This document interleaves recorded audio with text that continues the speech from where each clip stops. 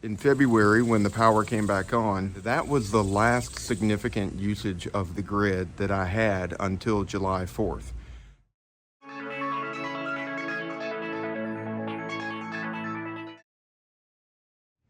Hi there. Well, it's now July 2021, and as probably almost anybody watching this video knows, there was a major power outage in Texas, across Texas, and definitely here in Austin. And this neighborhood was particularly hard hit on the east side of Austin. And I've got a couple of videos that you can find down below about my experience during the outage with the Tesla Powerwall, as well as the aftermath and so on, kind of rounding it all up. I also have a Tesla EV that there are also other videos on this channel about my travels in that car. And so with today's video, I really wanted to give a summer update about how I've been able to use the Powerwall this year, in particular because this is the first year with the additional panels. So a quick recap on my system before I talk about the details. I had 15 panels installed originally about 2 years ago in August of 2019. And they installed the 2 Powerwalls. You can see I have 2 Powerwalls installed as well that were part of the original system. So each of the Powerwalls are 13.5 kilowatt hours of storage, I believe, usable.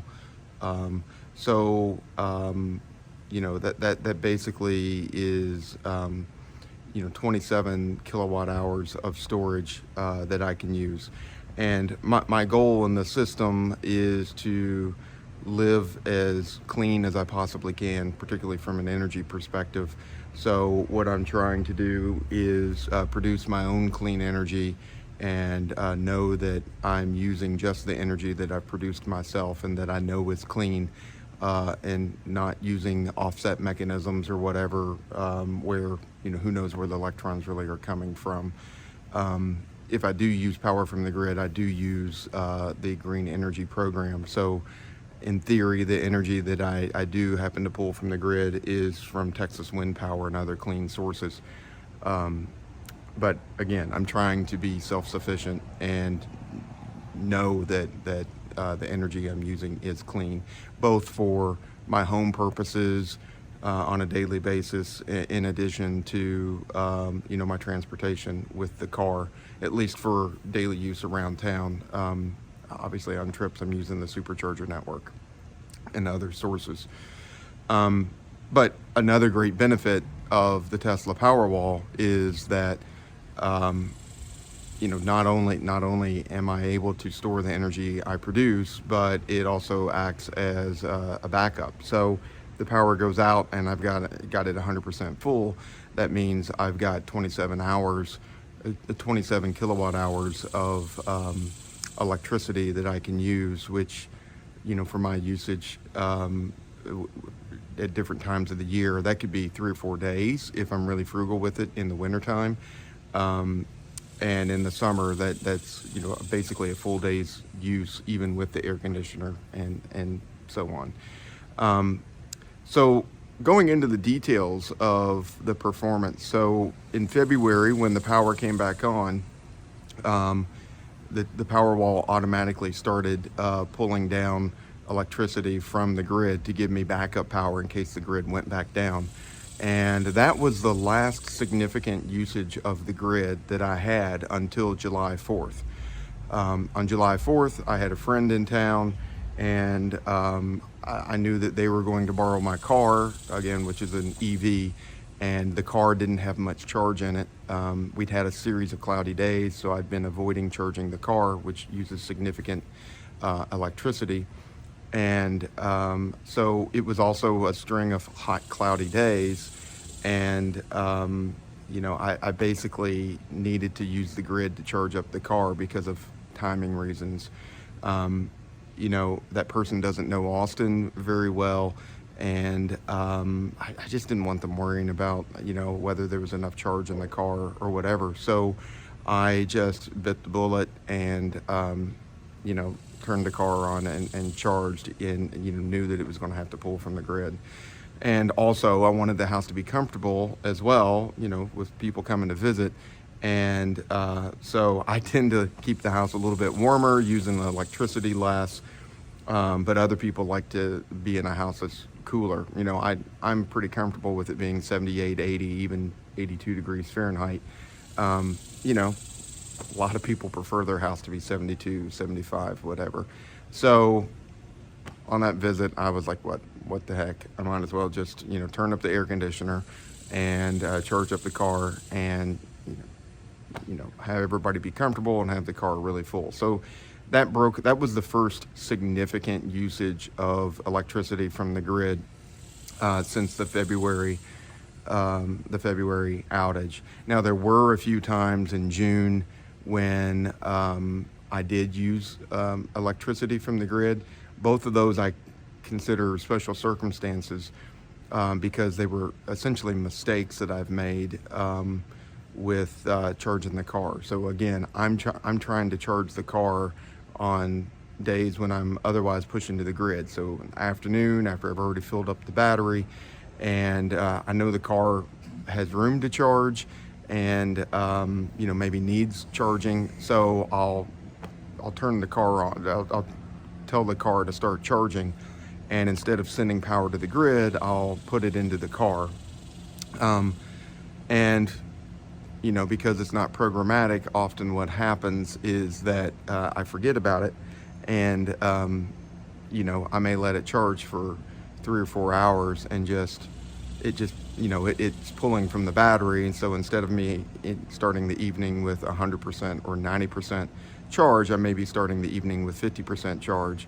And then if the air conditioner runs overnight, that's continuing to use a lot of charge. And so, if it kicks on in the early morning for a cycle or two, I may end up using power from the grid when that happens. So there's been a couple of those circumstances. If I hadn't made mistakes with charging the car, if I had somehow been able to schedule it and say, look, I just want to charge for 30 minutes or an hour, then I wouldn't have made those mistakes.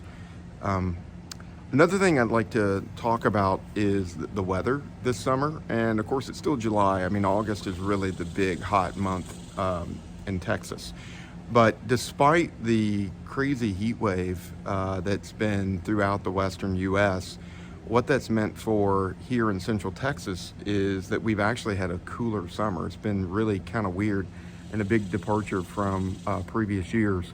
For example, last year, I think that we had 100-degree days or 99-degree days every day in July and also in August. And so far this year, I don't think that at least in my neighborhood, I don't think that we've hit 100 degrees yet. I know that there was a day, I think in June, that was 99 degrees. And I think the official for Austin was 100 degrees.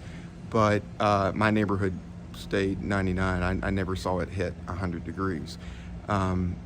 And, over that July 4th period, it wasn't really even all that hot. We had one day that was like July 5th or 6th, where it was only a high of 80 or 81 degrees.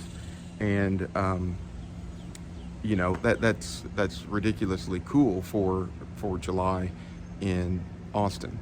The challenge with what I'm trying to do with solar and staying off the grid and producing my own electricity with the setup that I have is that when I have days when I want to run the air conditioner and it's a string of cloudy days, I don't have quite enough storage to go from to get through periods of where the sun's shining through my usage to the next really significantly sunny day.